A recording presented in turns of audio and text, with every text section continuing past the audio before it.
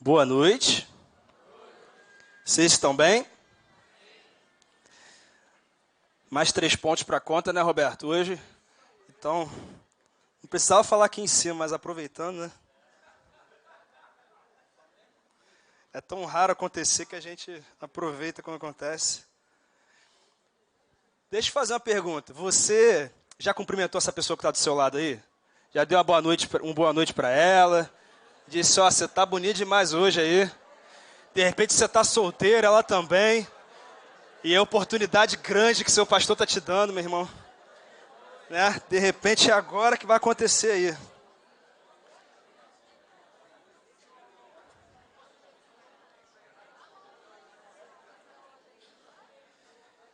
Como é bom viver em igreja. Como é bom essa comunhão tão maravilhosa que nós temos aqui. Meus irmãos, deixa eu fazer uma pergunta para vocês. Vocês conhecem alguém que tinha um grande potencial, mas não conseguiu atingi-lo? Tem gente que falou aí, eu, pastor. Tá contando a minha vida aí. Aquela pessoa que você olha assim e fala, essa pessoa aí tem tudo para romper nessa área, para crescer nessa área, para conquistar nessa área. Eu tenho certeza que todos nós conhecemos alguém. No tempo que eu trabalhei com futebol, eu perdi as contas de quantos jogadores eu convivi, treinei, seja de perto ou de longe, que tinham potencial para serem grandes craques aí do futebol mundial.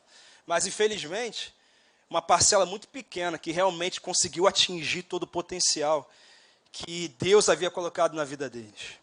Como pastor e membro de igreja há tanto tempo também, a gente consegue perceber muitas pessoas que passaram a nossa caminhada, gente com potencial para ser um líder de multidão, uma mãe de multidão, um grande pastor, pessoas relevantes no reino, gente que eu falava assim, meu Deus, acho que esse é o novo Billy Graham, acho que esse aí vai arrebentar na área tal, mas que infelizmente, por causa de situações, escolhas, realidades da vida, ainda não percorreram esse máximo potencial que Deus colocou na vida deles.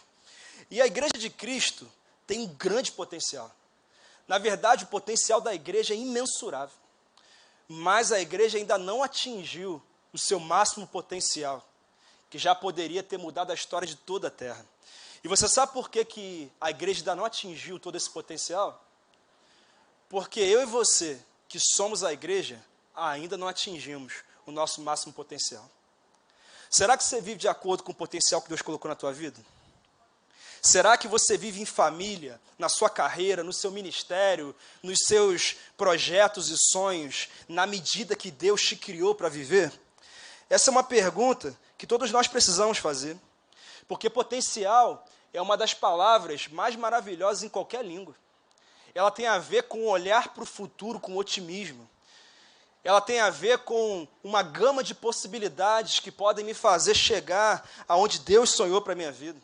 Você olha para uma pessoa, você olha para uma empresa, você olha para um líder, você olha para uma célula e fala assim, meu Deus, esse cara aí, essa igreja, essa célula vai alcançar um patamar espetacular. E essa é uma realidade que nós vemos o tempo todo. E existem muitos motivos que são a causa de não alcançarmos o potencial que Deus tem para as nossas vidas. Eu posso citar alguns, não todos. Por exemplo, muita gente não alcança o seu máximo potencial, porque não acredita no seu potencial. Porque olha para dentro de si e fala, eu não consigo mudar essa situação. Eu não consigo resolver esse problema no meu casamento. Eu não consigo sair dessa estagnação profissional que eu já estou há tanto tempo. Eu já tentei desse lado, eu já tentei pelo outro lado, eu já usei essa estratégia, mas eu não consigo vencer, eu não consigo romper. Um líder de célula, um líder de ministério que olha para a realidade dele e fala, não, dizem que eu sou um pastor, dizem que eu sou um líder de multidão no reino de Deus, mas eu não consigo enxergar isso, eu não consigo viver de acordo com aquilo que declaram sobre a minha vida. Irmãos, tem gente que está aqui na igreja, que chegou hoje a primeira vez, ou que já vem há alguns domingos, e que até hoje não consegue acreditar que tem potencial sim para entregar sua vida para Deus e viver o que Ele tem para ele. Mas vai retardando porque acha que não vai conseguir se encaixar no projeto de Deus, na vontade de Deus, no plano de Deus. A verdade, meus amados irmãos, é que são muitas as causas. Um outro motivo, tem gente que não atinge o máximo potencial porque não acredita no poder imensurável do Deus que colocou esse potencial na vida dele. Gente que fala, ó, Deus fez na vida de Moisés, fez na vida de Josué, fez na vida do apóstolo Paulo, mas na minha vida, ele não vai conseguir fazer isso não. Deus tem milhares de promessas para mim nessa palavra, mas deve ser para o meu irmão ali que só cresce, só avança, para mim não é. Pessoas que não creem no poder imensurável de Deus que está à disposição de você que é filho dele. E essa é uma realidade muito forte que nós temos no nosso meio. Outros motivos, tem gente que não atinge o máximo potencial porque é preguiçoso. Você conhece alguém assim, preguiçoso? Ninguém assume que é, mas todo mundo conhece alguém que é. Mas é uma realidade. Eu tenho preguiça de sair dessa zona de conforto que eu estou, de agir diferente, de seguir um novo caminho, que tem a ver também com comodismo. Eu estou acomodado nessa realidade, tá bom, não é assim o melhor que eu poderia ter, mas tá bom, eu vou ficar aqui, me deixa quietinho aqui, eu já controlo esse ambiente, essa realidade, essa atmosfera, então eu não quero mudar. Um outro motivo, referências ruins. Tem gente que não consegue atingir o máximo potencial, sabe por quê? Porque se inspira em gente que, sem dúvida alguma, não vai levá-lo para viver o potencial que Deus tem para ele. Gente que você olha assim e fala, irmão, não dá para caminhar com essa pessoa, não. Vai se espelhando e se inspirando em gente que, sem dúvida alguma, não vai conseguir levá-lo para o máximo potencial dele. Mas existem dois motivos principais que são a causa de não atingirmos o nosso máximo potencial. É a falta de intimidade com Deus e o pecado.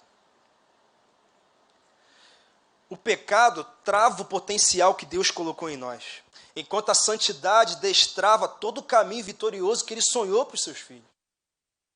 E nós precisamos fazer uma avaliação do nosso interior, do nosso coração, e perceber se de fato somos íntimos de Deus como Ele espera, e se vivemos uma vida de santificação como a Bíblia nos orienta a viver. Mas eu queria ler um texto que fala muito sobre potencial, sobre crescimento, e eu queria que você abrisse sua Bíblia no segundo livro dos Reis, no capítulo 6.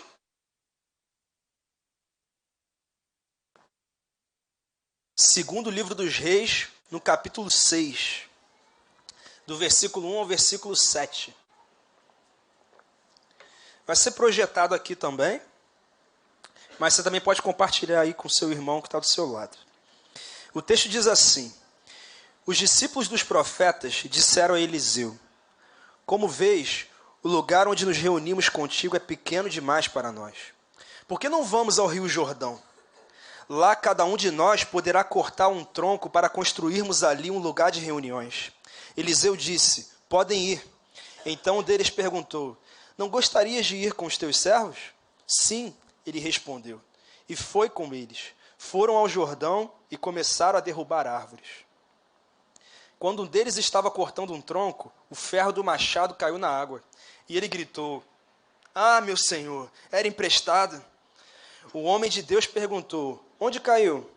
Quando ele lhe mostrou o lugar, Eliseu cortou um galho e o jogou ali, fazendo o ferro flutuar, e disse, pegue-o.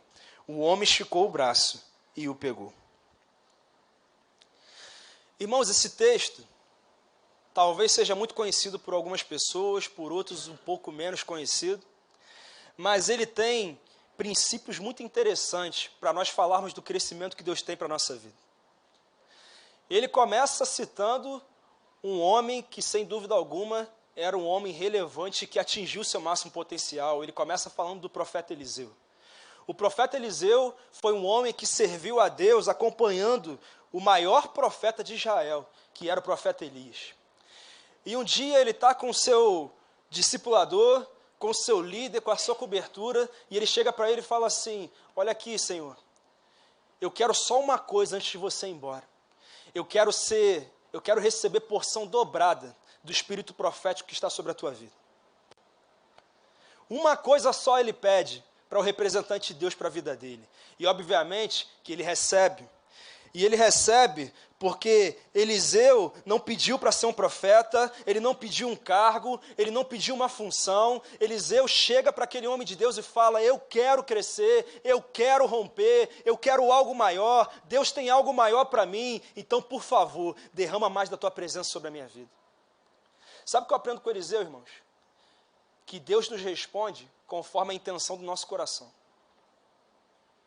Que Deus responde às nossas petições conforme o que se passa no nosso coração. Eliseu pediu mais da presença de Deus e por isso ele recebeu. Você tem pedido a Deus? Eu me assusto assim com os irmãos que falam: pastor, não peço nada, eu só agradeço. Mas como assim você não pede nada?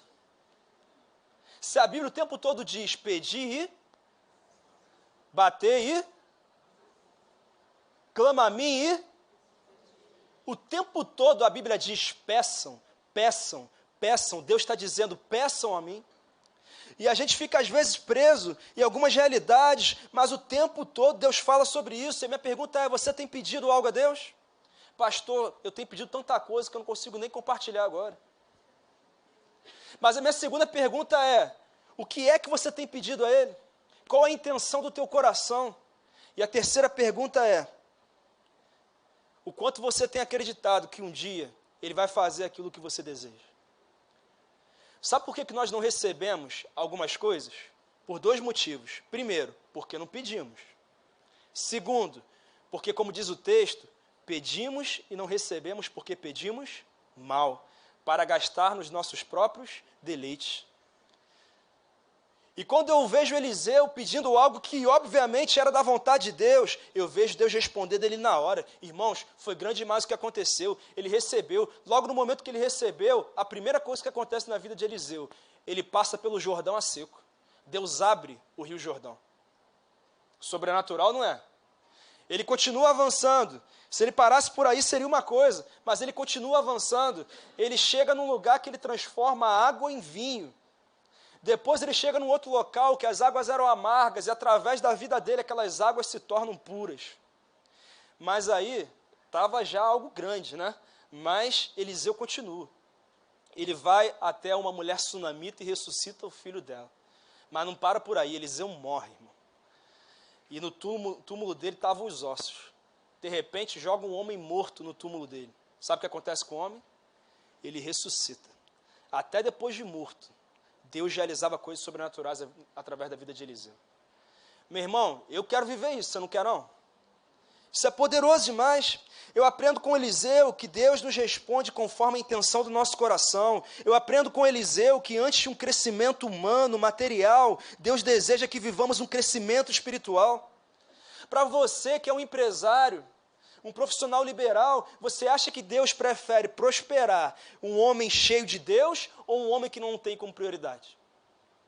Você acha que Deus prefere abençoar uma pessoa que busca a Deus, que busca a presença dEle, engajada no reino, apaixonada pela oração, apaixonada pela palavra, ou alguém que faz tudo que pode e no tempo que sobra, tenta investir na sua espiritualidade? E é isso que nós começamos a entender com esse texto. Nós aprendemos com a vida de Eliseu que antes de crescer nas áreas que temos colocado em oração, precisamos crescer em Deus. E por isso eu te pergunto, você tem crescido em Deus? Quando você olha para quem você era em Deus em janeiro de 2019 e olha para hoje, outubro de 2019, você percebe mais intimidade com Deus? Mais conhecimento da palavra de Deus, mais entendimento do que Deus tem para a sua vida? A santificação é de fato um processo que você está vivendo? Você está mais engajado nas coisas de Deus? Meus amados irmãos, eu me preocupo com algo. Que você me escute todos os domingos, que você escute o seu líder de célula todas as semanas, mas que mesmo assim você não mude de vida. E não viva o que Deus está sonhando em fazer na tua vida. E nesse texto, nós temos um relato muito interessante sobre a escola de profetas. Naquela época ainda não existia um seminário teológico, mas o profeta Samuel, pelo que nos parece, pela palavra e pela tradição, ele começou uma escola de profetas, aonde ele capacitava homens para viver a vontade de Deus. Essa escola só se consolidou quando Elias e Eliseu foram levantados como profetas, e eles foram levantados num tempo de muita apostasia, principalmente no Reino do Norte. Então eles se levantaram como uma resistência. Nós vamos encher esses homens da palavra de Deus, vamos encher esses homens do Espírito de Deus, para que esse espírito de paganismo, de apostasia, seja quebrado. E naquela escola, eles não ensinavam somente palavra, eles também levavam eles para viver milagres, realidades sobrenaturais. Eu não sei se você se lembra, mas Elias, quando ele foi transladado, arrebatado, 50 desses profetas dessa escola estavam ali nas redondezas, vivenciando essa experiência tão sobrenatural. E essa escola de profetas, ela não queria ensiná-los a profetizar, porque profetizar é algo que é divino. É Deus que coloca esse dom na vida do homem. Mas eles queriam ensiná-los a conhecer a palavra de Deus e se mover por essa palavra. E nesse texto que nós lemos, o que acontece é que alguns dos alunos dessa escola terminam a aula e eles chegam, Eliseu, é o seguinte, esse lugar aqui está pequeno demais. A gente tem coisa maior para viver, nosso Deus é grande demais para a gente ficar nesse lugarzinho aqui mais ou menos e tentando aprender o que Ele tem para a gente. Nós precisamos crescer. Eliseu fala, tudo bem. Eles saem dali, vão para o Rio Jordão e começam a construir uma nova escola, uma nova estrutura. De repente, um dos alunos que está com o machado ali, cortando as árvores, o machado foge da mão dele, cai no rio, afunda e ele se desespera. O texto diz que Eliseu corta um galho, joga na água, o machado flutua, ele pega o machado e ele continua a construir aquela nova escola. Irmãos, eu aprendo nesse texto que quanto mais conectados com Deus, quanto mais próximos da palavra dele, mais próximos estaremos de realidades sobrenaturais. E foi isso que aconteceu ali. E por isso eu quero propor o seguinte tema nessa noite. Chegou a hora de crescer. Vira para o teu irmão e fala, irmão, chegou a hora de você crescer, irmão. Chegou na hora de você viver tudo que Deus tem para você.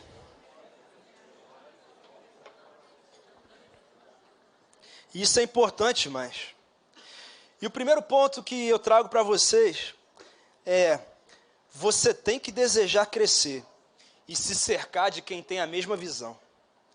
Olha o que vão dizer os versículos 1 e 2. Os discípulos dos profetas disseram a Eliseu, como vês, o lugar onde nos reunimos contigo é pequeno demais para nós. Por que não vamos ao Rio Jordão? Lá cada um de nós poderá cortar um tronco para construirmos ali um lugar de reuniões. Eliseu disse, podem ir. Irmãos, eles chegam para Eliseu e falam, olha, Deus tem coisa maior para a gente precisa crescer. Partiu dos discípulos o desejo de crescer. E esse desejo começou com uma inquietação. Eles não suportavam mais a realidade limitada que eles viviam. E por isso eu entendo que o processo de crescimento da nossa vida começa com o desejo de crescer, gerado por uma inquietação. E por isso eu te pergunto, o que é que inquieta a sua vida hoje?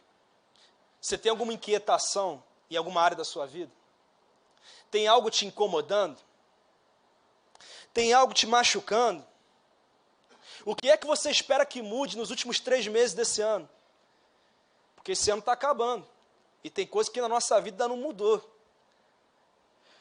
O que será que precisa crescer na sua vida? Será que é a parceria na sua casa? Será que é a tua vida financeira? Será que é o teu ministério? Será que é a tua intimidade com Deus? Será que é algo na tua carreira? Porque quando você descobrir o que gera inquietação, então você começa o teu processo de crescimento. Quem está me entendendo? Aqueles alunos já não aguentavam mais aquela realidade limitada. Eles já não suportavam aquela situação. E você? Será que não está na hora de romper nessa área? Ou nessas áreas? Não está na hora de trilhar um caminho sólido para alcançar todo o potencial que Deus colocou na sua vida? Irmãos, sem dúvida alguma, algo que eu muito falo aqui na igreja é uma realidade. Nós vamos crescer na medida que desejarmos. Então, se você deseja pouco, pouco vai acontecer na sua vida, mas se você deseja muito, se prepare até mesmo para exceder as suas expectativas. E aqueles discípulos, eles não somente queriam crescer, mas eles sabiam com quem se associar para crescer. Porque eles chegam logo para quem? Eliseu. Um homem que no capítulo 2, 4 capítulos antes, ele viveu um processo de crescimento sobrenatural. E Eliseu também era a representação de Deus. Naquela época, não era como eu e você hoje. Hoje, o que acontece? Eu e você, porque Jesus morreu e ressuscitou por mim e por você, em qualquer lugar que nós estivermos, seja na igreja, em casa, na empresa ou no fundo do poço, nós podemos falar com Deus e Ele pode nos ouvir.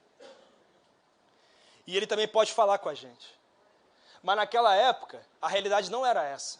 Deus levantava representantes, reis, profetas, juízes, sacerdotes, pessoas que o representavam aqui na terra. E Eliseu era para aqueles profetas a representação de Deus. Eles chegam diante dele e fazem esse pedido. E por isso eu te faço uma simples pergunta: com quem você tem andado? Com quem você se aconselha? Quem são as pessoas que te inspiram? Com quem você se associa na faculdade, na escola, na empresa? Quem é que você escolhe para namorar, para andar junto, para caminhar? Quem são seus amigos?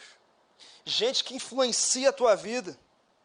Você se associa com gente que tem mentalidade de crescimento, que quer crescer, ou você se associa com aquele pessoal que vai deixando a vida levar, a vida leva eu, e no final vai dar tudo certo? Porque eles acreditam nisso, eles só não sabem que no final não vai dar tudo certo. Porque o que nós decidimos hoje determina o que acontece amanhã. E nós temos que pensar sobre isso o tempo todo. Até mesmo na igreja, com quem você anda? Você anda com gente cheia do Espírito Santo? Com gente apaixonada pela palavra, gente engajada na visão? Ou você anda com aqueles que acham que a igreja é um clube social para compartilhar suas fofocas? Que reclama de tudo. Pastor está de preto hoje, achei que está de branco. Aquele irmão ali, não sei não. Olha a bolsa dela. Esse negócio de evangelismo não é comigo, não. Com quem você tem se associado? Com quem você tem andado? Nós precisamos desejar crescer e nos cercar de pessoas, ambientes e situações que serão trampolim de Deus para o nosso crescimento. Aliás, o Salmo 1 vai dizer que feliz é o homem que não anda segundo o conselho dos ímpios, nem se detém no caminho dos pecadores, nem se assenta na roda dos escarnecedores, antes tem o seu prazer na lei do Senhor e nela medita de dia e de noite. O que esse texto vai dizer é que feliz é quem escolhe bem com quem anda. E às vezes tem gente influenciando decisões no teu casamento que nem acredita na família. Gente influenciando a tua espiritualidade que nem teme a Deus como poderia. E você tem que pensar sobre isso o tempo todo. Mas em segundo lugar, o que aprendemos com esse texto sobre crescimento? Você precisa de um plano concreto e aprovado por Deus para crescer e entender que realizá-lo tem um preço. Versículos 2 e 4. Por que não vamos ao Rio Jordão? Lá cada um de nós poderá cortar um tronco para construirmos ali um lugar de reuniões. Eliseu disse: podem ir, e foi com eles. Foram ao Jordão e começaram a derrubar árvores. Irmão, o segundo passo para o teu crescimento é que você tenha um plano concreto. E que seja aprovado por Deus. E que você esteja disposto a pagar o preço necessário para que esse plano se concretize. Aqueles alunos ali já foram falar com Eliseu, já com o plano pronto. Já chegaram para ele, ó, e a gente já viu o lugar para construir, já tem o material, a gente pode ir. E isso é poderoso demais. Eles tinham um plano. Chegam para Eliseu e perguntam: o que você acha desse plano? Qual é a sua opinião sobre esse plano? E foi isso que aconteceu ali. A minha pergunta é: você tem um plano de crescimento? Você tem um plano para romper nessas áreas que você precisa? E hoje o que mais tem são pessoas que não têm planos de crescimento. Ou pessoas que vivem o plano do outro. Vê o que ele fez, eu vou fazer a mesma coisa, que acho que vai dar certo também. Um escritor americano, Tim Rohn, o nome dele, ele disse assim: se você não tem um plano para a sua vida, você vai acabar vivendo o plano do outro. E adivinha o que ele planejou para você? Não muito. E nós aprendemos sobre isso. Você tem um plano de crescimento? E outra coisa, esse plano, ele foi aprovado por Deus? Você apresentou esse plano a Deus? Porque tem gente até que tem plano, mas toma decisões que não tem nada a ver com o que Deus preparou para a vida deles. Com o que Deus deseja para a vida deles. Vou te dar um exemplo na palavra, o rei Saul. A ordem de Deus era que antes de atacar, de entrar numa batalha, era necessário que o animal fosse sacrificado pelo profeta. Saul está prestes a entrar numa batalha, Samuel, o profeta, está demorando, ele fala, então deixa que eu sacrifico aqui. Ele vai e descumpre a ordem de Deus. Sabe qual é a consequência? O Espírito do Senhor deixa de habitar em Saul. Ele perde o trono e ele morre sem Deus. Outro homem que também planejou, mas planejou longe da vontade de Deus, Jacó. Desde o ventre de Rebeca, Deus já tinha falado assim, você vai ser o cara, você vai ser abençoado, você pode até ser o irmão mais novo, mas a bênção do Senhor vai estar sobre você. E foi crescendo, ele não aguentou esperar, o que ele fez? Se juntou com a mãe dele, criou um plano, que claro que Deus não aprovou aquele plano, ele engana seu pai, ele rouba a primogenitura de seu irmão, consequência, nunca mais ele viu os pais, e ficou anos sem encontrar o irmão. Sabe por quê? Porque quando nós fazemos planos longe da vontade de Deus, a consequência é sofrimento, destruição e coisas que Deus nunca planejou para a nossa vida, sim ou não. Essa é a realidade.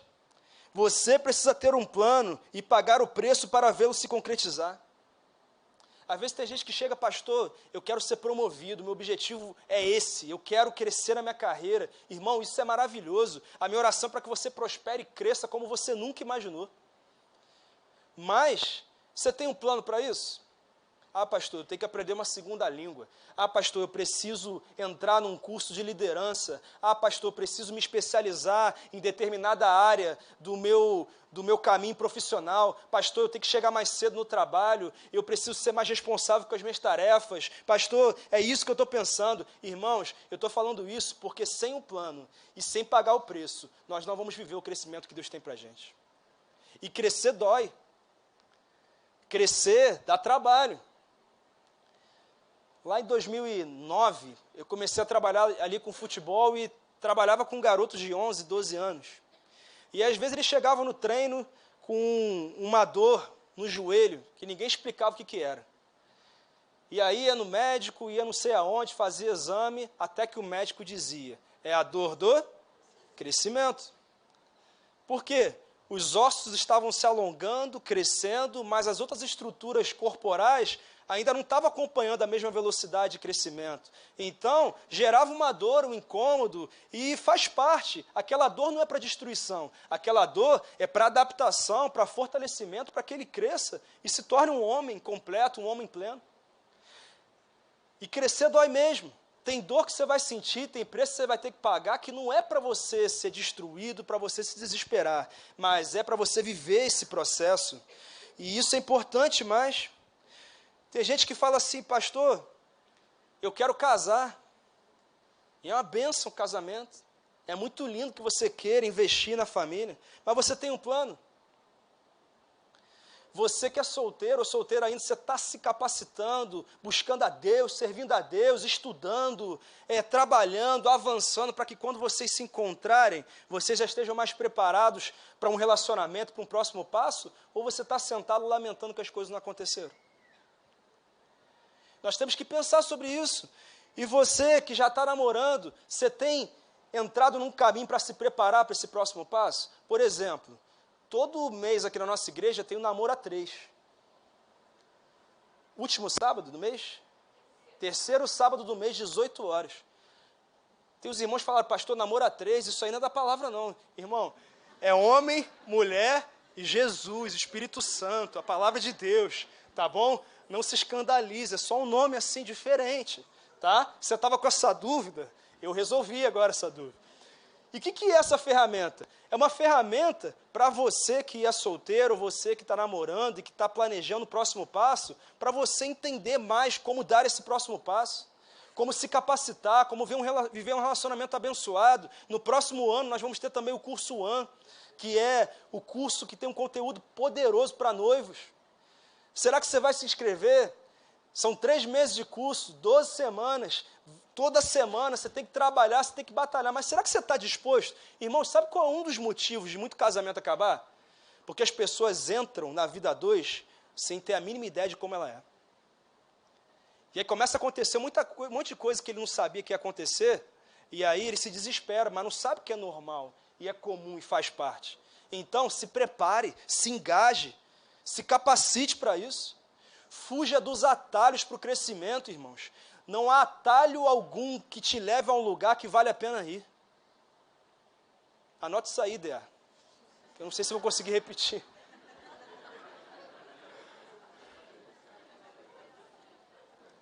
Não há atalhos, não há atalho algum que te leve a um lugar que vale a pena ir. E você precisa entender isso. Fuja dos atalhos, fuja do jeitinho, fuja dos princípios negociados. Irmão, viva o que Deus tem para você. Às vezes, tem gente que fala, pastor, eu quero que meu casamento melhore. A minha pergunta é, além de receber a oração do pastor, do líder de célula, o que você está fazendo de concreto para que isso aconteça? Será que você está indo para casa e mudando a tua atitude? Qual foi a última vez que vocês viajaram juntos, só vocês dois? Ah, pastor, depois que o catarrento chegou, a coisa complicou. Irmãos, eu entendo que existem momentos, mas tem gente que está aumentando o tempo desses momentos, dizendo, eu não viajo por causa do meu filho, eu não tenho vida sexual por causa do meu filho, eu não me engajo no reino de Deus por causa do meu filho. Tadinho do garoto ou da menina. Nem sabe que está sendo culpado de tudo por você. Pastor, mas você não entende. Irmão, eu vou te explicar com muita clareza. Sabe qual é o problema?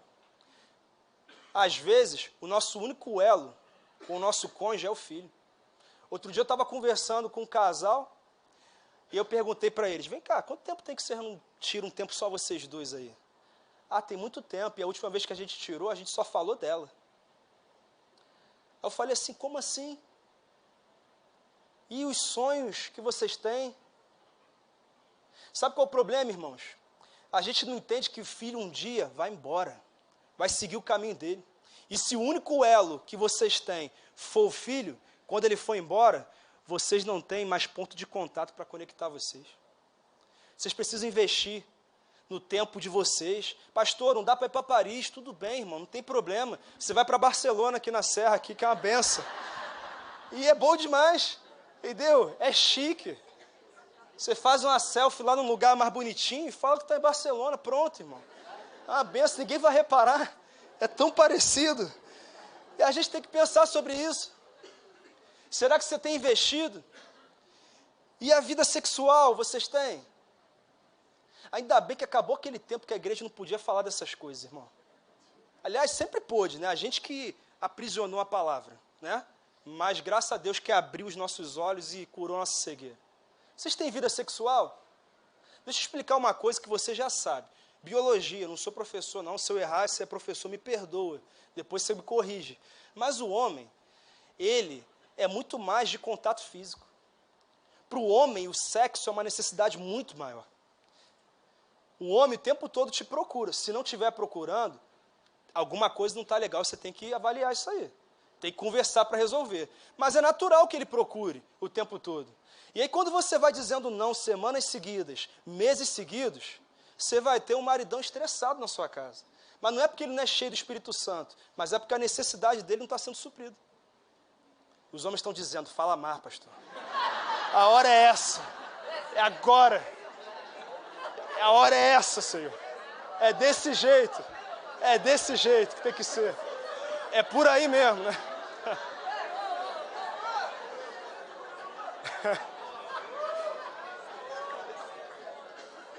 E você precisa conhecer essa realidade biológica do homem. Mas tem a mulher também.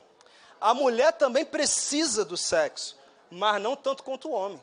Porque o homem é muito mais ligado nisso. A mulher é mais de afeto, de carinho, de palavras bonitas, de uma declaração de amor, um chocolate, né, um negocinho desse.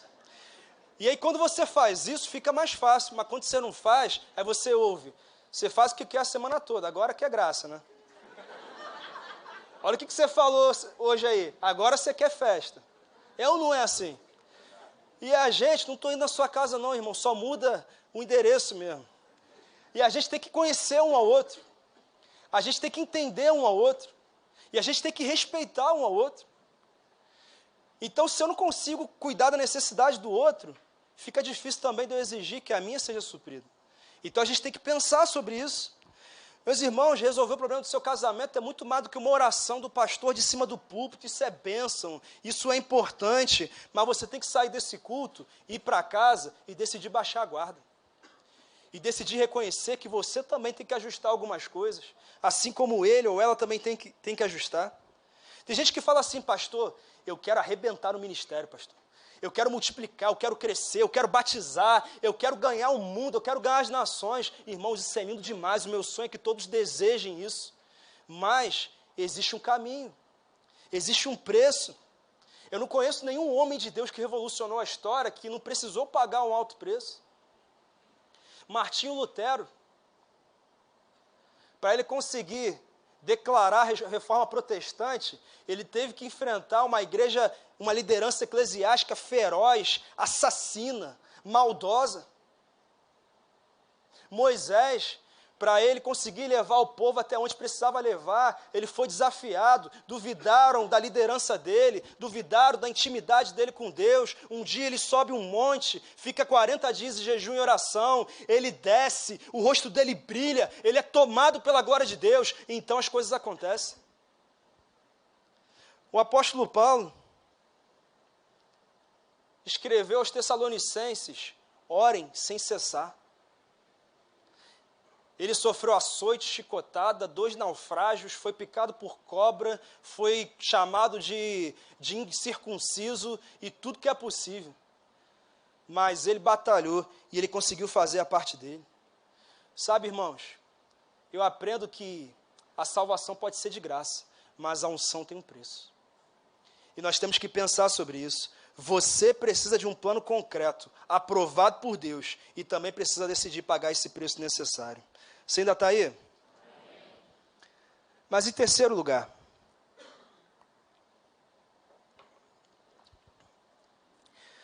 entenda que o processo de crescimento não é isento de desafios. Versículo 5. Quando um deles estava cortando um tronco, o ferro do machado caiu na água, e ele gritou, ah, meu Senhor, era emprestado. Irmão, estava correndo tudo muito bem. Estava tudo dando certo. O crescimento estava começando a acontecer. Mas, de repente, o machado de um dos profetas cai da mão dele. Cai no rio e afunda.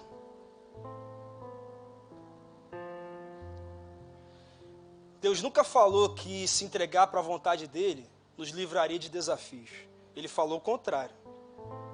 Mas ele disse que ele nos daria toda a provisão para cada um desses desafios.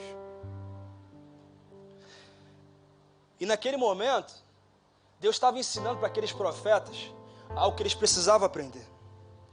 Eles pensavam que a principal ferramenta do crescimento deles era o machado, mas eles descobriram que a principal ferramenta que eles precisavam para viver o crescimento que Deus tinha para eles era a presença de Deus. Eles pensaram que quem os levaria à vitória eram os materiais humanos, as estratégias humanas, mas eles descobriram que quem nos garante a vitória é a intervenção divina. As dificuldades podem ser grandes trampolins para os nossos saltos.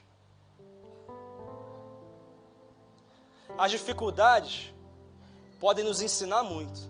Depende da nossa atitude diante delas.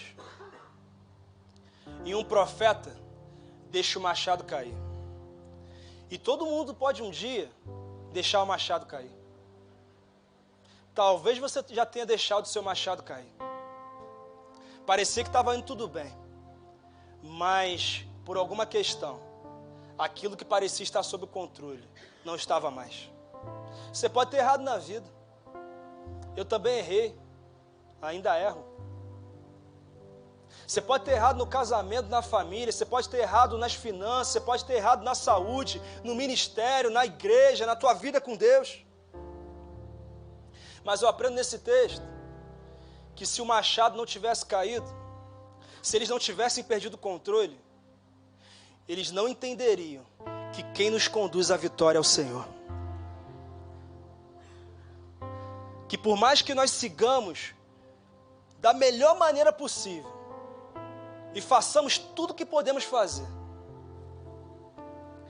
mesmo assim, podemos não alcançar o que desejamos. Mas quando Deus intervém, Ele faz aquilo que eu e você não podemos fazer.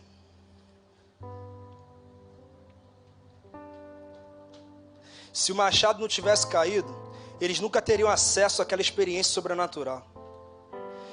Irmãos, tem coisa que se der certo na nossa vida de cara, a gente vai pensar que a nossa inteligência, a nossa capacidade, é a nossa experiência, é o nosso currículo. Mas quando a gente vê essa coisa se perdendo, a gente percebe que é Deus que nos dá tudo aquilo que nós temos. E é por isso que eu penso que certas vitórias roubam de nós a oportunidade de ver o agir sobrenatural de Deus na nossa vida. Você está com um desafio, teu machado caiu, fica tranquilo, porque quer dizer que você está mais próximo de desfrutar do agir sobrenatural de Deus na sua vida. Mas em último lugar, fique tranquilo, porque no caminho para o crescimento, o que parecer impossível para você, continua sendo perfeitamente possível para Deus. Versículos 6 e 7 vão dizer assim: o homem de Deus perguntou: onde caiu? Quando ele lhe mostrou o lugar, Eliseu cortou um galho e o jogou ali, fazendo o ferro flutuar, e disse: pegue-o. O homem esticou o braço e o pegou. Irmãos, o texto não está dizendo que o machado afundou. Eliseu pegou um bambu, ficou procurando o machado no rio, e quando encontrou, o machado subiu. Não, o texto está dizendo que ele cortou um galho, jogou no local que parecia ser a localização do machado, e milagrosamente o machado flutua e vem à superfície. Sabe o que eu aprendo com isso, irmão? Que Deus só faz aquilo que eu e você não podemos fazer. E eu sei que tem coisas que você ainda não fez que pode fazer. Mas eu também sei que você está fazendo muita coisa há muito tempo e a coisa não está andando. Mas Deus está dizendo hoje: baixa a guarda e deixa eu fazer aquilo que eu que tenho que fazer. Deixa eu mover aquilo que só eu posso mover. Deixa eu mudar aquilo que só eu posso mudar.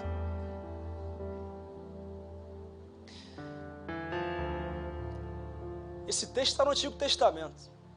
Mas Jesus vem.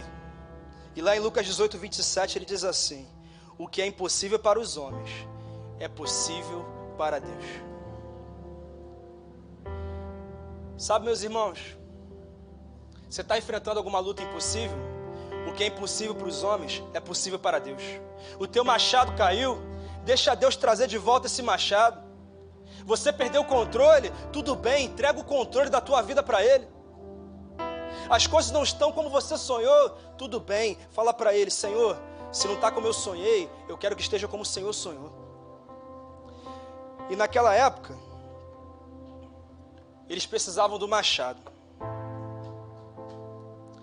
Hoje, a gente continua precisando do machado. Só que hoje, o machado tem um nome. E sabe qual é o nome dele? É Jesus. Teu machado caiu? Traz o machado da vitória para a tua vida. Traz o machado do sobrenatural para a tua vida. Traz o machado da resposta para a tua vida. Traz o machado da provisão para a tua vida.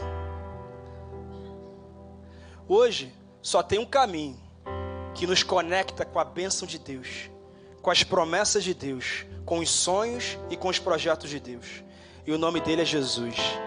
Por que nessa noite você não sai daqui decidido a começar uma nova vida com Jesus?